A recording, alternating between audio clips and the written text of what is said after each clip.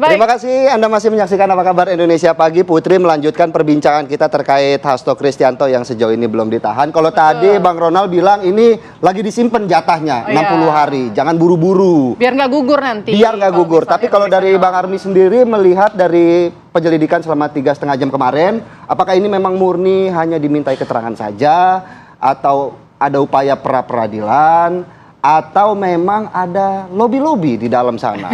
Jadi agak dibikin lama lah dikit ya, biar episode nggak cepat selesai gitu ya. Tadi saya coba luruskan dari kalimat masih menghirup udara bebas dari sisi Pak Hasto. Karena pada prinsipnya Pak Hasto posisinya hari ini hanya sebatas tersangka. Tentu saja kita harus menghormati proses hukum dan presumption of innocence. Artinya asas praduga tidak bersalah. Jadi kita sama-sama melihat dalam situasi proses hukum ini dengan sangat baik dan tentu saja berharap KPK akan bersikap dan bertindak profesional. Menghirup udara bebas itu artinya ditahan, Bang. Jadi bukan harus setelah divonis karena ya, diksi gitu. Menghirup udara bebas terkesan bahwa apa yang hari ini Pak Hasto rasakan ini bermasalah gitu loh, dalam konteks dia masih di luar. Persoalan ditahan atau tidak mungkin itu bisa ditanyakan ke KPK dan saya kira Pak Tesa juga sudah menjelaskan. Artinya juga tadi Bang Ronald juga sudah menjelaskan substansi dari proses penahanan, intinya kalau sudah ditahan argo jalan lah. Dan ini tightly, ketat gitu kan. Itu satu poinnya. Lalu yang kedua, terhadap proses penyidikan, kami ini kan sifatnya menyesuaikan terhadap kepentingan dan kewenangannya dari penyidik, dalam hal ini KPK. Ya. Jadi pada saat proses pemeriksaan, kira-kira beginilah teorinya atau analoginya. Kan nggak mungkin kami coba request, Pak, kalau bisa nanti pemeriksaan 1 jam ya. Saya kira Bang Ronald juga paham lah. Artinya penyidik ini tidak bisa diintervensi, punya independensi, dan punya pemahaman terhadap lama dan cepatnya proses itu tergantung dari kacamata penyidik. Baik. Itu penting untuk bisa digarisbawahi juga. Jadi poin terhadap apakah 3,5 jam terlalu cepat atau ini biasa aja, saya kira ini nggak usah diperdebatkan. Yang paling penting Pak Hasto dalam hal ini, kami PD Perjuangan taat aturan hukum, ikuti prosedur hukum yang ada, dan tentu saja hadir. Dan tadi juga bicara akhirnya hadir. Jadi terkesan juga Pak Hasto nggak mau hadir. Sebenarnya tidak gitu loh. Karena kami juga dalam hari ini Pak Hasto juga punya kesibukan sebagai seorang sekjen. Jadi artinya dalam situasi itu ya kita coba jadwalkan. Dan memang alhamdulillah dari KPK memberikan jadwal ulang. Jadi kira-kira ini dinamika proses saja gitu. Bang Army, soal permohonan penundaan pemeriksaan sambil menunggu pra-peradilan, ini apa ini pertimbangannya? Dan jawaban KPK kan informasinya kan menolak ya. Lalu respon dari PDIP nanti selanjutnya bagaimana? Secara prinsip kami menghormati atas respon dari KPK. Tentu saja kami sedang mempelajari terhadap langkah-langkah administrasi. Ini kan sifatnya administrasi, Mbak. Jadi tidak mempengaruhi dari proses penyidikan.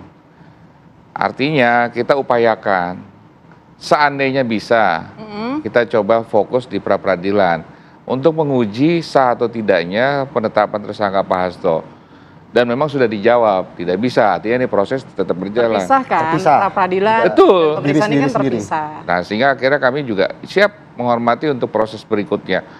Artinya kami tim hukum DPP PD Perjuangan bersama-sama dengan Pak Hasto tetap menghormati itu dan malah justru berharap mudah-mudahan proses hukum ini bisa segera bergulir lebih lanjut seandainya memang berlanjut. Tapi intinya tanggal 21 Januari kami sedang menyiapkan proses pra-peradilan.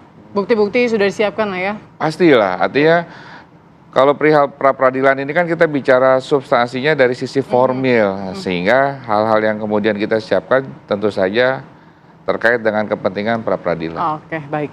Sekarang kita akan menuju ke Mas Andika. Bagaimana nih? 2 statement sudah didapat, sudah didengar, senyum-senyum dari tadi. Mungkin apa yang ingin disampaikan dari Mas Andika terkait polemik ini? Ya, pertama, saya juga melihat bahwa sama seperti para pengamat politik yang lain sudah banyak mengatakan bahwa kasus ini tidak berjalan dalam ruang yang terisolasi secara politik ya, tidak hampa politik. Pasti ada kepentingan-kepentingan politik ya yang berbaur dalam kasus hukum yang melibatkan Pak Hasto ini. Ya, tetapi yang tadi disampaikan juga barangkali tidak ditahannya Pak Hasto ini bagian dari strategi penyidikan KPK ya supaya memiliki waktu yang lebih lama untuk bisa memproses ya isu ini. Namun secara politik ini juga pasti akan dimanfaatkan ya oleh para aktor-aktor politik yang berkepentingan yang terlibat di dalam kasus ini ya, entah itu PDIP, entah itu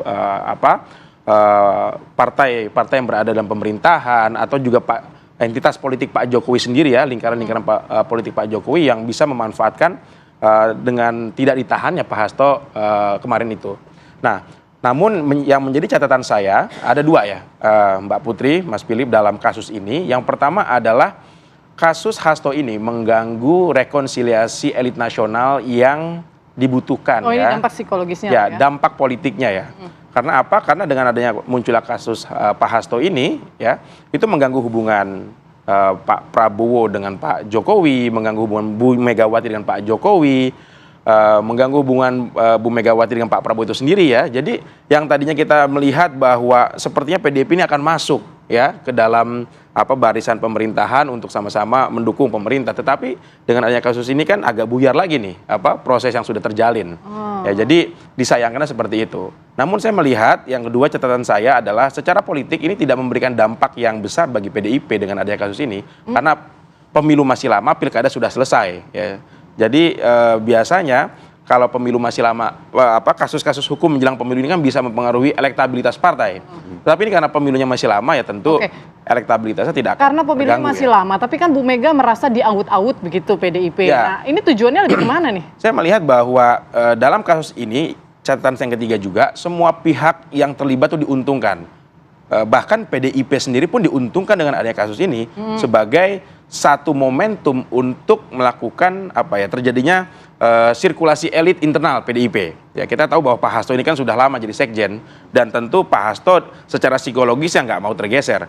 Dan barangkali juga kawan-kawan Bang Amri ini juga banyak yang ingin jadi Pak Sekjen kan? Bang Armi. Bang Armi banyak yang menjadi sekjen juga sehingga dan itu biasa dalam partai politik ya, ketika satu konflik terjadi di dalam internal partai, pasti ada faksi-faksi lain yang mencoba menarik Nah, keuntungan. kalau itu narasinya jadi terkesan yang menggoyang internal nih gitu. Ya, yang menggoyang tidak internal, tapi dalam kubu internal PDIP sendiri pasti juga ada yang memanfaatkan momentum ini untuk terjadinya sirkulasi di internal PDIP. Nah, Pak Prabowo juga diuntungkan. Kenapa? Karena dengan adanya isu ini, ya, Pak Prabowo ini bisa menjuggling kekuatan politik Pak Jokowi dan kekuatan politik PDIP. Kalau hubungan Pak Jokowi dengan Pak Prabowo ini sudah lama dekat ya, apalagi Gibran anak Pak Jokowi menjadi wapres dari Pak Prabowo. Tetapi juga secara psikologis Pak Prabowo juga akan memonitor ya bagaimana relasi dengan Mas Gibran ini, apakah bisa sejalan terus atau tidak sejalan ya. Dalam sejarah politik kita ya konflik wapres dan presiden itu sering terjadi. Ya. Nah, ketika hubungannya tidak harmonis ya Pak Prabowo bisa memainkan ya atau merangkul kekuatan politik PDIP untuk masuk ke dalam pemerintahan. Dan seperti Pak Jokowi juga menjadi pihak yang tidak terlalu senang ketika PDIP bergabung dengan Pak Prabowo. Ya, jadi situasi ini dinamis, tetapi di sisi lain juga memberikan insentif secara politik terhadap pihak-pihak yang berkepentingan meskipun dengan margin insentif yang berbeda-beda. Tapi kalau kita mendengarkan pernyataan dari Pak Hasto Kristianto yang memang meminta semua pihak untuk tetap tenang, apakah memang ini salah satu upaya dari Pak Hasto Kristianto untuk tidak menyeret kasus yang menjerat dirinya ke hal-hal yang lebih besar terutama di partai politik? Kita akan ke Bang Armi, namun dijawab sesaat lagi, tetap di Apa Kabar Indonesia Pagi.